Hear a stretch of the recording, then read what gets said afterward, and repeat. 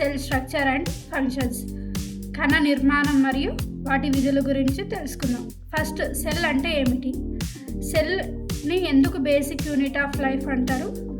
ఎందుకంటే ప్రతి జీవి మొదటిగా సెల్ నుంచే ఫామ్ అవుతుంది, అందుకే సెల్ని బేసిక్ యూనిట్ ఆఫ్ లైఫ్ అని అంటారు. ఇప్పుడు సెల్ నుంచి ఆర్గానిజం ఫామ్ అవుతుంది. దీని ప్రాసెస్లో ఫస్ట్ సెల్ నుంచి టిష్యూస్ వస్తుంది, టిష్యూస్ నుండి ఆర్గన్స్ వస్తాయి, ఆర్గన్ నుండి ఆర్గన్ సిస్టమ్ వస్తుంది, లాస్ట్కి ఆర్గానిజం వస్తుంది. ఆర్గానిజంకి బేసిక్ ఏంటి? సెల్. అందుకే cell is a basic unit of life అని అంటారు. తెలుగులో జీవుల మౌలిక ప్రమాణం అని అంటారు సెల్ని.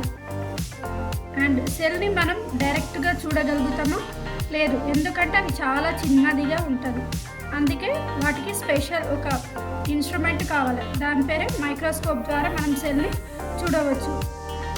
అండ్ దాంట్లో మైక్రోస్కోప్లో 3 టైప్స్. ఒకటి కంపౌండ్ మైక్రోస్కోప్, ఎలక్ట్రాన్ మైక్రోస్కోప్, ఇలా నార్మల్ మైక్రోస్కోప్, ఇలా చాలా రకాల మైక్రోస్కోప్స్ ఉన్నాయి. కొన్ని సెల్స్ని కంపౌండ్ మైక్రోస్కోప్ ద్వారా చూడవచ్చు, మరికొన్ని ఎలక్ట్రాన్ మైక్రోస్కోప్ ద్వారా చూడవచ్చు.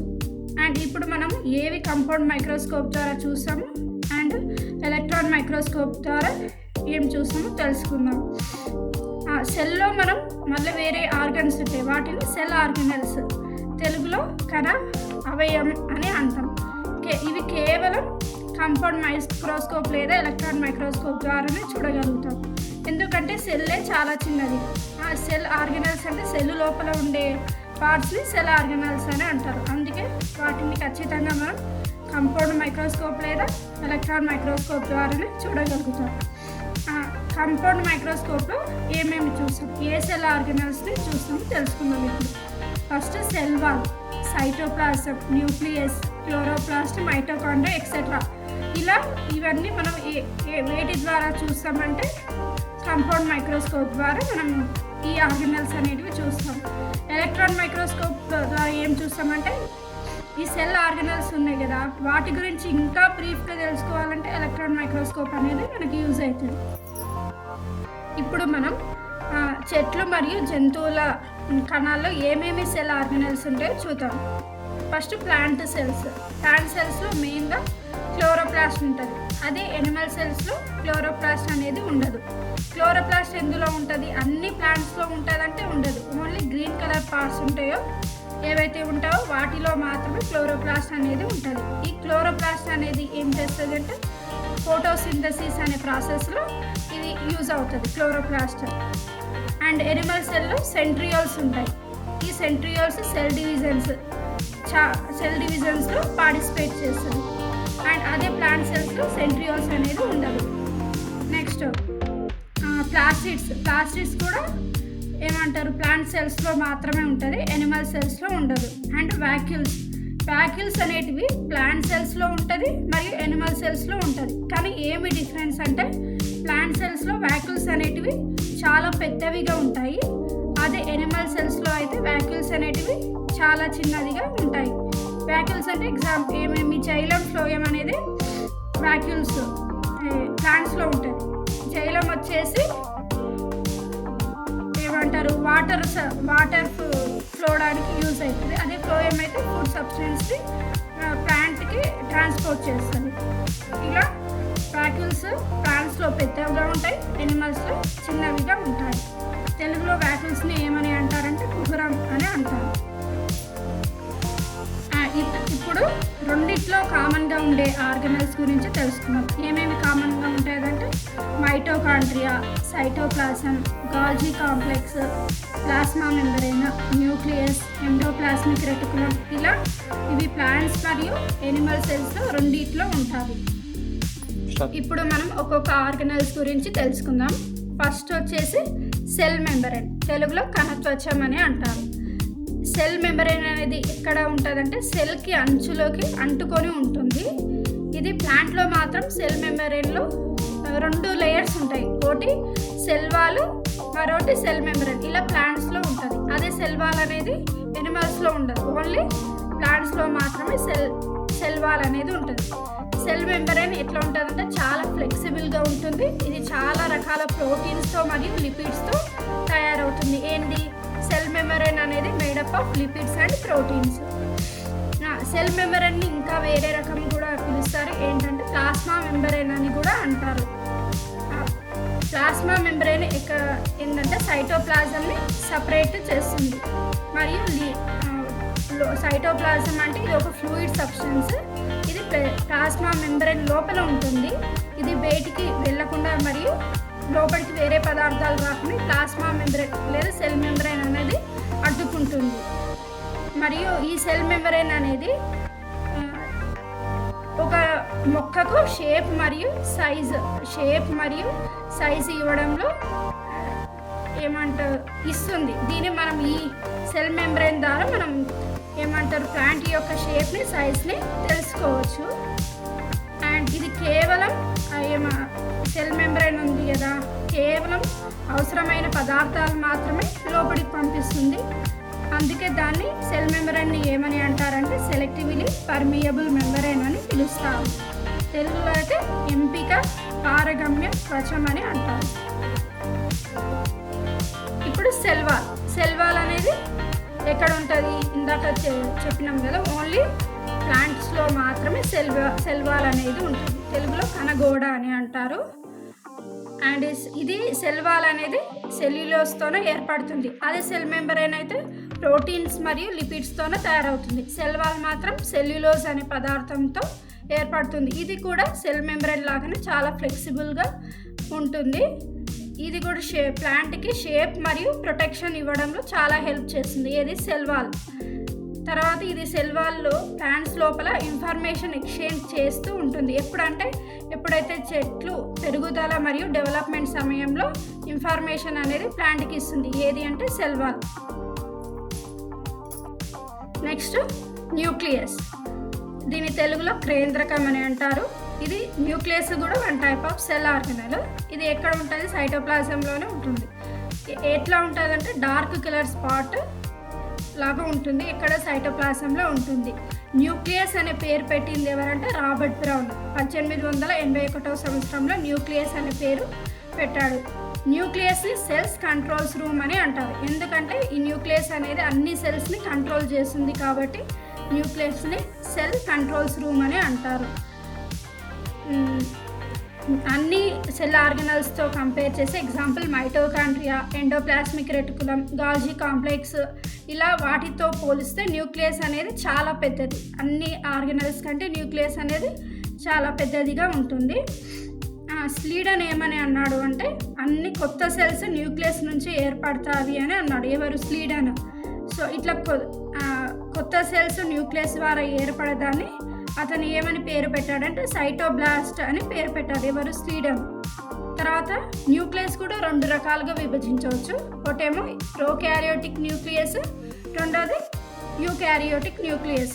ప్రోకారియోటిక్ న్యూక్లియస్ అంటే న్యూక్లియస్కి మెయిన్గా ఏమంటే మెంబ్రేన్ ఉంటుంది. మెంబ్రేన్ లోపల మళ్ళీ ఒక ఫ్లూయిడ్ ఉంటుంది, దాన్ని న్యూక్లియోప్లాజం అని అంటారు. న్యూక్లియస్కి మెంబ్రేన్ లేకపోతే దాన్ని ప్రోకారియోటిక్ సెల్ అని, ఇన్ కేస్ న్యూక్లియస్కి మెంబ్రేన్ ఉంటే యూకారియోటిక్ సెల్ అని అంటారు. ఇప్పుడు మనము ప్రోకారియోటిక్ సెల్స్ మరియు యూకారియోటిక్ సెల్స్ గురించి తెలుసుకుందాం కదా. ప్రోకారియోటిక్ సెల్స్కి ఒక ఎగ్జాంపుల్. ప్రోకారియోటిక్ అంటే న్యూక్లియస్ చుట్టూ మెంబ్రేన్ లేకపోతే వాటిని ప్రోకారియోటిక్ ఎనిమల్స్ అంటారు. ఇన్ కేస్ వాటికి మెంబ్రేన్ ఉంటే వాటిని యూకారియోటిక్ ఎనిమల్స్ అని అంటారు. ప్రోకారియోటిక్ ఎనిమల్స్కి ఎగ్జాంపుల్ ఏంటంటే ఎక్కడ ఉండదు అంటే హ్యూమన్ రెడ్ బ్లడ్ సెల్స్లో న్యూక్లియస్కి మెంబ్రేన్ అనేది ఉండదు. తర్వాత అండ్ నెక్స్ట్ ఫ్లోయమ్స్, యూట్యూబ్స్. ఫ్లోయమ్ ఏమని చెప్పినాం? చెట్లలో ఫుడ్ సప్లై ట్రాన్స్పోర్ట్ చేస్తుంది. అందులో ఫ్లోయమ్స్, యూట్యూబ్స్ అనేటివి ఉంటుంది. అందులో కూడా న్యూక్లియస్ ఉండదు. అందుకే ఇది ప్రోకారియోటిక్ దాంట్లో ఎగ్జాంపుల్. అండ్ నెక్స్ట్ ఇందులో కూడా స్టార్టింగ్ స్టేజ్లో న్యూక్లియస్కి మెంబ్రేన్ ఉంటుంది, కానీ తర్వాత డిస్ట్రాయ్ అవుతుంది. ఇంకా యూకారియోటిక్ ఎనిమల్స్కి, యూకారియోటిక్ న్యూక్లియస్కి ఎగ్జాంపుల్ ఏంటంటే ప్లాంట్ మరియు ఎనిమల్ సెల్స్లో మ్యాక్సిమం న్యూక్లియస్ అనేది ఉంటుంది. తర్వాత న్యూక్లియస్ సెల్స్ యొక్క అన్ని ఫంక్షన్స్ చేస్తుంది. అందుకే వాటిని ఇందాక చెప్పినాం కదా సెల్స్ కంట్రోల్స్ రూమ్ అని అంటారు. అండ్ న్యూక్లియస్ అనేది జెనెటిక్ ఇన్ఫర్మేషన్ కూడా ఇస్తుంది. అండ్ ఇది న్యూక్లియస్ సెల్ డివిజన్ ప్రాసెస్లో కూడా ఇన్వాల్వ్ అవుతుంది. న్యూక్లియస్ చుట్టూ ఒక పొర ఉంటుంది అన్నాం కదా, దాని ద్వారానే మనం ప్రోకారియోటిక్ యూకారియోటిక్ సెల్ అని చెప్పుకుందాం. అండ్ నెక్స్ట్ ఇప్పుడు మనం సైటోప్లాజం గురించి తెలుసుకుందాం. సైటోప్లాజంలోనే మనం ఏమని చెప్పినాము, అన్ని సెల్ ఆర్గనల్స్ అనేటివి సైటోప్లాజంలో తేలియాడుతున్నాయి. సైటోప్లాజంలో ఏమేమి ఆర్గనల్స్ ఉంటాయంటే mitochondria, plastids, Golgi complex, ribosomes, endoplasmic reticulum, lysosomes, vacuoles ఇలా అన్ని సైటోప్లాజంలోనే ఉంటాయి. ఈ సైటోప్లాజం ఎట్లా ఉంటుందంటే ఇది ఒక water like substance, fluid like substance లాగా ఉంటుంది. సైటోప్లాజం చుట్టూ ఒక ఏమంటారు ప్లాస్మా మెంబ్రేన్ గురించి తెలుసుకుందాం కదా, దీన్ని మనం సెల్ మెంబ్రేన్ అని కూడా అంటాము. ఇది అండ్ సైటోప్లాజం ప్రోటోప్లాజం గురించి ఇప్పుడు డిఫరెన్స్ తెలుసుకుందాం. ప్రోటోప్లాజం అంటే ఏంటి, సైటోప్లాజం ప్లస్ న్యూక్లియోప్లాజంని సైటోప్లాజం అంటారు. సైటోప్లాజంలో న్యూక్లియస్ ఉంటుంది, మళ్ళీ న్యూక్లియస్లో మళ్ళీ ఒక ఫ్లూయిడ్ లైక్ సబ్స్టెన్స్ ఉంటుంది, దాన్ని న్యూక్లియోప్లాజం అని అంటారు. ఇలా సైటోప్లాజం ప్లస్ న్యూక్లియోప్లాజంని ప్రోటోప్లాజం అని అంటారు. తర్వాత ఇప్పుడు సెల్ ఆర్గనల్స్, ఒక్కొక్క సెల్ ఆర్గనల్స్ గురించి తెలుసుకుందాం. అందులో మనం మైటోకాండ్రియా గురించి తెలుసుకుందాం. మైటోకాండ్రియా మరియు plastids, ribosomes, endoplasmic reticulum, Golgi apparatus, lysosome, vacuoles ఇలా మనం ఇప్పుడు ఒక్కొక్కటిగా బ్రీఫ్గా డిస్కస్ చేద్దాం. అందులో ఫస్ట్ది ఇప్పుడు మనం ఎండోప్లాస్మిక్ రెటికులమ్ గురించి తెలుసుకుందాం. ఇది కూడా సెల్ లోపల ఉండే ఆర్గనల్, దాని సెల్ ఆర్గనల్ ఎండోప్లాస్మిక్ రెటికులమ్. ఇది కూడా చాలా చిన్నదిగా ఉంటుంది, మనం డైరెక్ట్గా చూడలేము, అందుకే మనం మైక్రోస్కోప్ని యూజ్ చేయాలి. ఎలాంటి మైక్రోస్కోప్ని యూజ్ చేయాలంటే ఎలక్ట్రాన్ మైక్రోస్కోప్ని యూజ్ చేయడంలో మాత్రమే మనం ఎండోప్లాస్మిక్ రెటికులమ్ అనే ఆర్గనల్ అనేది మనం చూడగలుగుతాం. ఇది సైటోప్లాజంలో ఉంటుంది. ఎండోప్లాస్మిక్ రెటికులమ్ అనేది ఎట్లా ఉంటుందంటే ఒక నెట్వర్క్ లాగా తీగలుగా ఉంటుంది. ఎండోప్లాస్మిక్ రెటికులమ్ అనేది ఎలా యూజ్ అవుతుంది, ఎందుకు యూజ్ అవుతుంది అంటే ఇది ప్యాసేజ్ లాగా పనిచేస్తుంది. ఇది ఫుడ్ ఉంటుంది కదా, ఫుడ్ సబ్స్టెన్స్ అనేది ఒక సెల్ నుంచి మరొక సెల్కి ట్రాన్స్పోర్ట్ చేస్తుంది. ఏది అంటే ఎండోప్లాస్మిక్ రెటికులమ్ అనేది ఫుడ్ సబ్స్టెన్స్ అనేది ట్రాన్స్పోర్ట్ చేస్తుంది, ఒక సెల్ నుంచి మరో సెల్కి ట్రాన్స్పోర్ట్ చేస్తుంది. మళ్ళీ ఎండోప్లాస్మిక్ రెటికులమ్ పైన ట్యూబుల్స్ లాగా ఉంటుంది. అండ్ దానిపైన ఇది ఎలా ఉంటుంది అంటే ఎండోప్లాస్మిక్ రెటికులమ్ అనేది సేమ్ ఎలా ప్లాస్మా మెంబ్రేన్ లాగా ఉంటుంది, కానీ ప్లాస్మా మెంబ్రేన్ చేసే పని వేరే, ఎండోప్లాస్మిక్ రెటికులమ్ చేసే పని వేరే. ఎండోప్లాస్మిక్ రెటికులమ్ వచ్చేసి ఫుడ్ సబ్స్టెన్స్ని ట్రాన్స్పోర్ట్ చేస్తుంది, అది ప్లాస్మా మెంబ్రేన్ అనేది లోపల ఉన్న సబ్స్టెన్స్ని బయటికి రాకుండా మరియు బయట ఉన్న సబ్స్టెన్స్ని లోపలికి రాకుండా ఓన్లీ కొన్ని పదార్థాలను మాత్రమే ప్లాస్మా మెంబ్రేన్ సెండ్ చేస్తుంది. అందుకే ఈ ప్లాస్మా మెంబ్రేన్ని సెలెక్టివ్లీ పర్మియబుల్ మెంబ్రేన్ అంటారు. అండ్ ఎండోప్లాస్మిక్ రెటికులంలో వాటి యొక్క సర్ఫేస్లో ఒక చిన్న గ్రాన్యూల్స్ లాగా ఉంటుంది, తెలుగులో తంతువుల్లాగా ఉంటాయి అని అంటారు. గ్రాన్యూల్స్ అంటే ఏమని, ఇప్పుడు ఎండోప్లాస్మిక్ రెటికులం పైన గ్రాన్యూల్స్ ఉంటే వాటిని రఫ్ ఎండోప్లాస్మిక్ రెటికులం అని అంటారు. ఇన్ కేస్ ఎండోప్లాస్మిక్ రెటికులం పైన గ్రాన్యూల్స్ లేకపోతే వాటిని స్మూత్ ఎండోప్లాస్మిక్ రెటికులం అని అంటారు. రఫ్ ఎండోప్లాస్మిక్ రెటికులం ఏం చేస్తుందంటే ప్రోటీన్స్ని తయారు చేస్తుంది, అదే స్మూత్ ఎండోప్లాస్మిక్ రెటికులం ఏం చేస్తుంది, ఫ్యాట్ మరియు మాలిక్యూల్స్ని సింథసిస్ చేస్తుంది. లిపిడ్ అంటే కూడా ఫ్యాటే.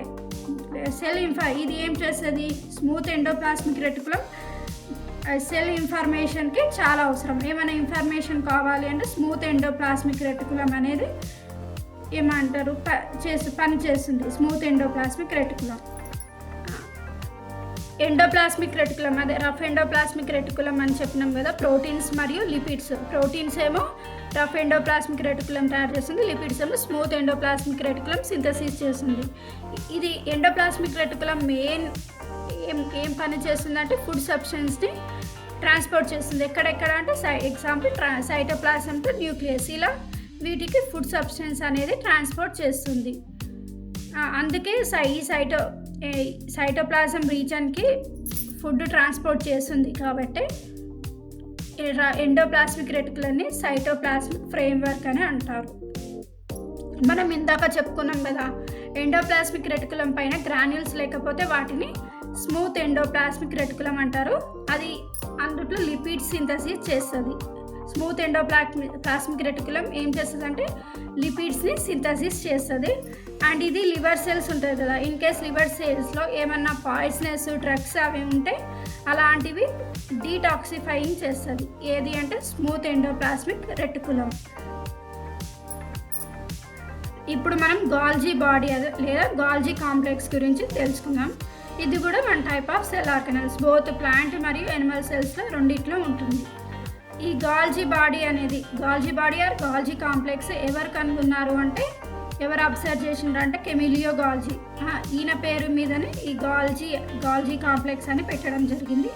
ఎప్పుడు అబ్జర్వ్ చేసిందంటే 1898వ సంవత్సరంలో కంపౌండ్ మైక్రోస్కోప్ ద్వారా ఈ గాల్జీ కాంప్లెక్స్ అనేది అబ్జర్వ్ చేశాడు.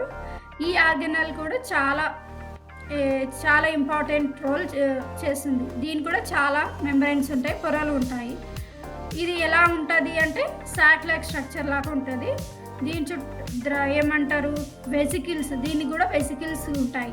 ఈ వెసికిల్స్ ద్వారానే ఏమంటారు ఎండోప్లాస్మిక్ రెటికులం ఏమో ఫుడ్ని ట్రాన్స్పోర్ట్ చేస్తుంది. అంతకంటే ముందు ఇది ఫుడ్ని ప్యాక్ చేస్తుంది. ప్యాక్ చేసిన సబ్స్టెన్స్ ఎండోప్లాస్మిక్ రెటికులం అనదర్ పార్ట్స్కి సెండ్ చేస్తుంది. ఇదేమో ప్యాక్ చేస్తుంది. ఏది గాల్జీ బాడీ అనేది వెసికిల్స్తో ఫుడ్ సబ్స్టెన్స్ అనేది ప్యాక్ చేస్తుంది. అండ్ ఇప్పుడు ఏమంటారు గాల్జీ బాడీ మెయిన్ ఫంక్షన్ ఏంటంటే ఫుడ్ని ప్యాక్ చేసింది. బిఫోర్ ట్రాన్స్పోర్టేషన్ కంటే ముందు అన్నీ ఇది ప్యాక్ చేసి పెడుతుంది.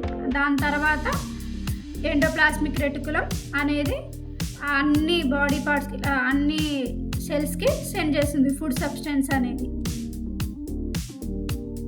తర్వాత సెల్ మెంబ్రేన్కి రీచ్ అయిన తర్వాత అందులో ఉన్న సెల్స్ని సెక్రేట్ చేస్తుంది ఏది గాల్జీ బాడీ. తర్వాత ఇన్ కేస్ అది సెక్రేట్ చేయకపోతే రీజనరేట్ చేసి రిపేర్ కూడా చేస్తుంది. ఇది గాల్జీ బాడీలోనే రీజనరేషన్ మరియు రిపేర్ని చేస్తుంది. గాల్జీ బాడీ అనేది అన్ని సెల్స్లో ఒకే రకంగా ఉంటాయి అంటే కొన్ని సెల్స్లో ఎక్కువగా ఉంటాయి, మరికొన్ని సెల్స్లో గాల్జీ బాడీస్ అనేటివి ఎక్కువగా ఉంటాయి, కొన్ని దాంట్లోనేమో తక్కువగా ఉంటుంది. మెయిన్గా ఈ గాల్జీ బాడీస్ అనేటివి ఎక్కడ ఎక్కువ ఉంటాయి అంటే ఏదైతే సెల్స్ ఎంజైమ్స్ మరియు హార్మోన్స్ సెక్రేట్ చేస్తాయో ఆ సెల్స్లో గాల్జీ బాడీస్ అనేటివి చాలా సంఖ్య ఎక్కువగా ఉంటుంది. And next lysosomes. Next topic వచ్చేసి లైజోజోమ్స్ గురించి తెలుసుకుందాం. లైజోజోమ్స్ అనేటివి ఎంజైమ్స్ను రిలీజ్ చేస్తాయి. ఇది ఏం చేస్తుంది అంటే బ్రష్ లేదా డైజెస్ట్ సెల్స్లో ఉన్న ఫుడ్ సబ్స్టెన్స్ని డైజెస్ట్ చేస్తుంది. ఏమంటారు కొన్ని ఏజ్ అయిన సెల్స్ ఉంటాయి కదా వాటిని బ్రష్ చేసి డైజెస్ట్ చేస్తుంది. అందుకే లైజోజోమ్స్ని ఏమంటారు డైజెస్ట్ చేస్తుంది కాబట్టి వాటిని suicidal bags of the cells అని అంటారు. లైజోజోమ్స్ని suicidal bags of the cells అని అంటారు. Next mitochondria. ఇది మైటోకాండ్రియా కూడా one type of cell organelles. ఎలా ఉంటుందంటే green colour oval or cylindrical grain లాగా ఉంటుంది. ఇది సైటోప్లాజంలో తేలియాడుతూ ఉంటుంది. మైటోకాండ్రియా చాలా చిన్నదిగా ఉంటుంది. 2 to 8 మైక్రాన్స్ లాంగ్ ఉంటుంది మరియు 0.5 మైక్రాన్ పెడుతుంటుంది. ఇది ఎంత చిన్నగా ఉంటుందంటే న్యూక్లియస్ కంటే 150 times చిన్నదిగా ఉంటుంది. న్యూక్లియస్ చిన్నది, అంతకంటే చిన్నది మైటోకాండ్రియా. ఎంత చిన్నది అంటే 150 times చిన్నది. కాబట్టి మైటోకాండ్రియా కంపల్సరీగా ఎలక్ట్రాన్ మైక్రోస్కోప్ ద్వారానే మనం మ్యాక్సిమం కంపౌండ్ లేదా ఎలక్ట్రాన్ మైక్రోస్కోప్ ద్వారానే చూడగలుగుతాం. ఈ మైటోకాండ్రియా కూడా 2 పొరలతో తయారవుతుంది. ఒకటి ఇన్నర్ మరియు అవుటర్ మెంబ్రెన్స్ అని 2 ఉంటాయి. ఇన్నర్ మెంబ్రెన్ మైటోకాండ్రియాలో 2 మెంబ్రెన్స్ ఉంటాయి అన్నాం కదా. ఇన్నర్ మెంబ్రెన్ ఎలా ఉంటుందంటే అది లోపలికి ఇట్లా పొరలుగా ఉంటుంది, ఫోల్స్ అయి ఉంటుంది. దాని లోపల ఇట్లా ఫోల్స్ అయ్యేదాన్ని ఏమంటారంటే క్రిస్టే అంటారు. స్పేస్ బిట్వీన్ ఆఫ్ క్రిస్టే ఒక ఫ్లూయిడ్ ఫిల్ అయి ఉంటుంది. దాన్ని ఏమని అంటారంటే మ్యాట్రిక్స్. ఇది ఒక ఫ్లూయిడ్ లైక్ సబ్స్టెన్స్. ఎక్కడ ఉంటుంది మైటోకాండ్రియాలో ఇన్నర్ మెంబ్రెన్లో ఫోల్స్ ఉంటాయి. ఫోల్స్ లోపల ఉండే స్పేస్ మధ్యలో ఉండే దాన్ని ఏమని అంటారంటే మ్యాట్రిక్స్ అని అంటారు. మైటోకాండ్రియా ఎందుకు యూజ్ అవుతుందంటే సెల్యులార్ రెస్పిరేషన్ కణ శ్వాసక్రియలో మైటోకాండ్రియా అనేది చాలా యూజ్ అవుతుంది. ఈ మైటోకాండ్రియా వల్లనే మనకు ఎనర్జీ ప్రొడ్యూస్ అవుతుంది. సెల్యులర్ రెస్పిరేషన్లో పార్టిసిపేట్ అయ్యి ఎనర్జీ ప్రొడ్యూస్ చేస్తుంది. అందుకే మైటోకాండ్రియాని మనం ఏమని అంటామంటే power houses of the cell అని అంటాం. Next ribosomes. ఇందాకనే చెప్పినాం కదా, ఎండోప్లాస్మిక్ రెటికులం పైన చిన్న చిన్న గ్రాన్యూల్స్ లాగా ఉండేదాన్ని రైబోసోమ్స్ అంటారు. ఇన్ కేసు గ్రాన్యూల్స్ లేకపోతే స్మూత్ ఎండోప్లాస్మిక్ రెటికులం అంటారు, గ్రాన్యూల్స్ ఉంటే రఫ్ ఎండోప్లాస్మిక్ రెటికులం అని అంటారు. గ్రాన్యూల్స్ ఉండేదాన్ని రైబోసోమ్స్ అంటాం. రైబోసోమ్స్లో ఆర్ఎన్ఏ మరియు ప్రోటీన్స్లో ఫామ్ అవుతుంది. రైబోసోమ్స్ 2 రకాలు, ఒకటి 70S రైబోసోమ్స్, ఇంకోటి 80S రైబోసోమ్స్. ఈ రైబోసోమ్స్ ఎక్కడ ఉంటుందంటే సైటోప్లాజంలోనే ఉంటుంది, తేలియాడుతూ ఉంటుంది. ఎక్కడ అంటుకొని ఉంటుందంటే ఇందాక చెప్పినాం కదా, రఫ్ ఎండోప్లాస్మిక్ పైన చిన్న తంతువుల్లాగా అంటుకొని ఉంటుంది. ఇది రైబోసోమ్స్ ప్రోటీన్ సింథసిస్లో పార్టిసిపేట్ చేస్తుంది. ఇప్పుడు మనం ప్లాస్టిడ్స్ గురించి తెలుసుకుందాం. ప్లాస్టిడ్స్ ఎక్కడ ఉంటాయి? ఓన్లీ ప్లాంట్ సెల్స్లో మాత్రమే ఉంటుంది. ఇది కూడా 1 టైప్ ఆఫ్ టిపికల్ సెల్. అంటే ఏవైతే పర్టికులర్లో కొన్ని ఏమంటారు ప్లాస్టిడ్స్ అనేటివి ఓన్లీ ప్లాంట్ సెల్లో మాత్రమే ఉంటుంది, ఎనిమల్ సెల్స్లో మాత్రం ఉండదు. అందుకే దీన్ని టిపికల్ సెల్ అని అంటారు.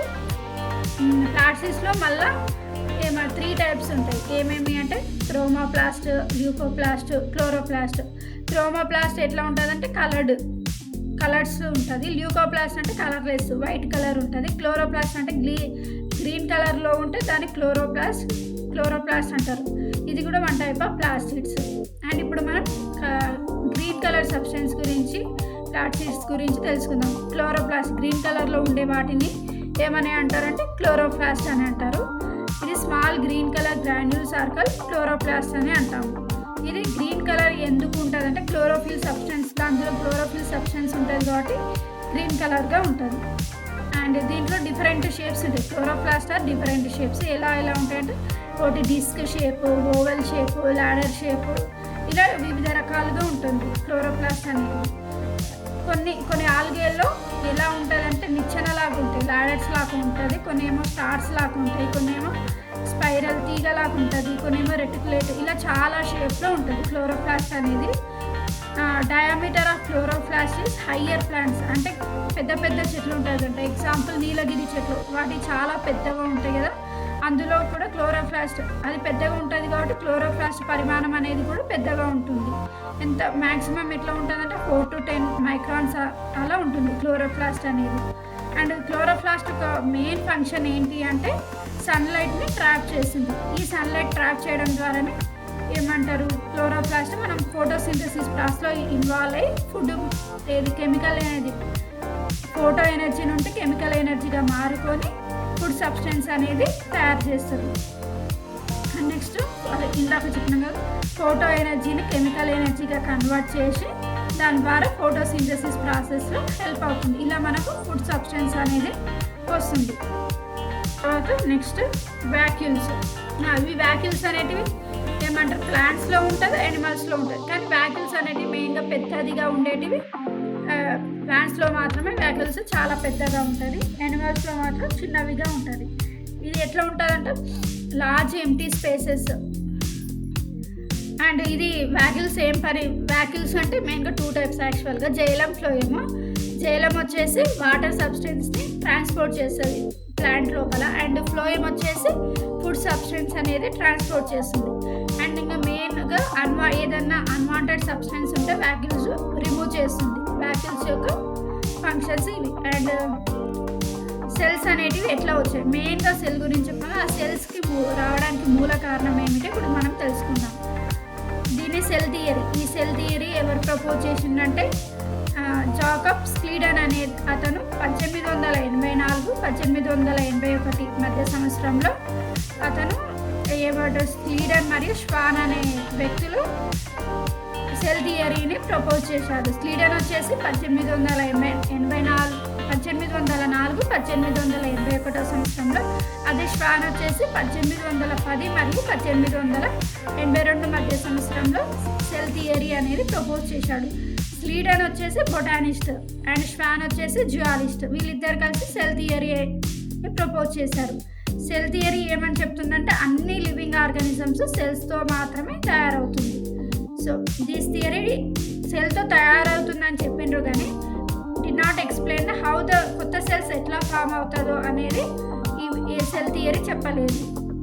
అండ్ నెక్స్ట్ ఇంకో వేరే అతను ఇంకా బ్రీఫ్గా సెల్ థియరీ గురించి ఎక్స్ప్లెయిన్ చేశాడు. అతను ఎవరంటే రుడాల్ఫ్ కార్ల్ రిచు.